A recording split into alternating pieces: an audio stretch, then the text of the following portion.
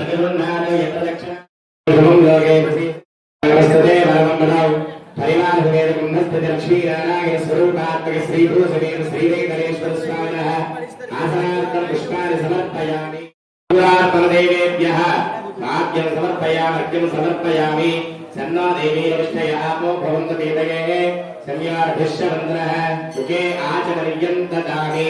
आभोष्टामयो भवस्तानभूते ददातर जगत्तारागणावं देवागणावं भागक्तागण देवागणावं भक्तवत्सार मधुरान् त्रिविक्रमानन्दागणावं सिंहवारागणावं माधवागण जनावगण सर्वदागणावं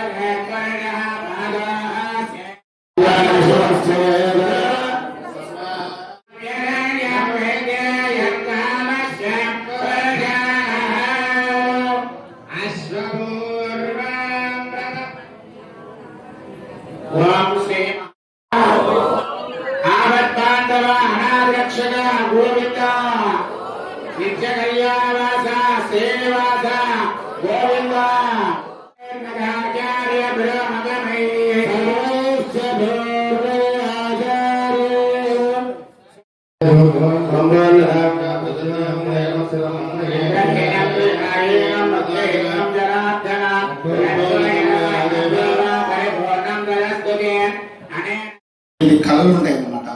ఆ కళల్ని స్వామికి చేస్తారు.